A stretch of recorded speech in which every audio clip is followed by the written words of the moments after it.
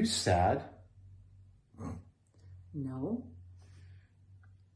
Well, an empath, and you're making me feel bad. Oh my God.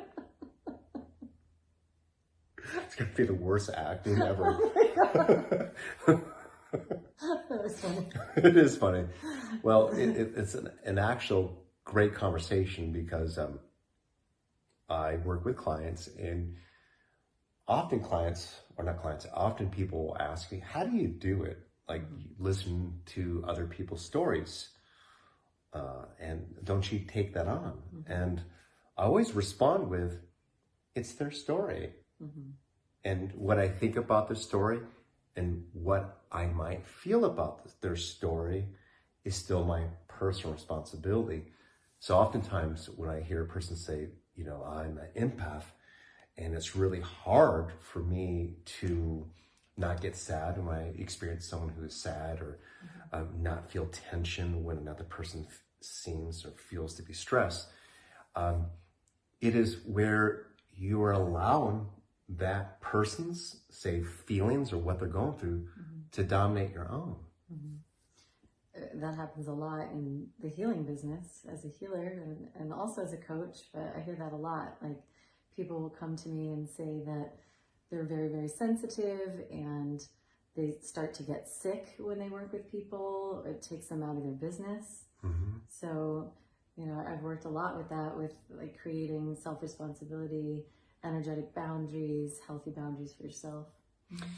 Yes, it's what's interesting about that is, so imagine we're all empaths, by the way, okay? I believe that. And let's say that you are feeling sad, and I feel that sadness. Who's still feeling the sadness? Me.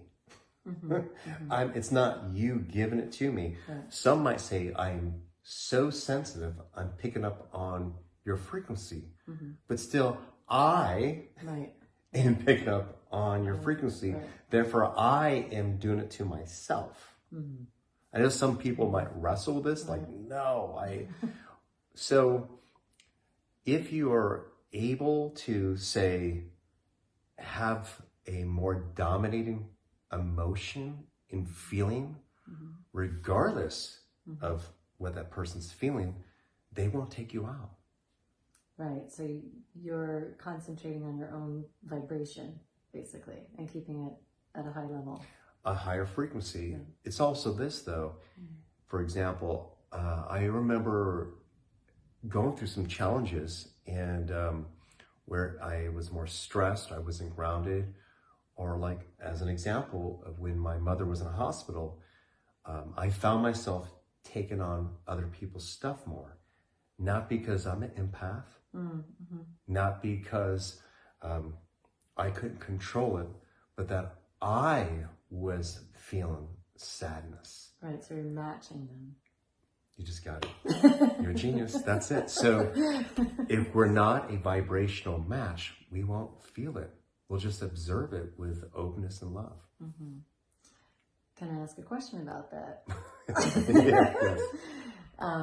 Would you say that it takes a lot of practice for somebody to keep their vibration high?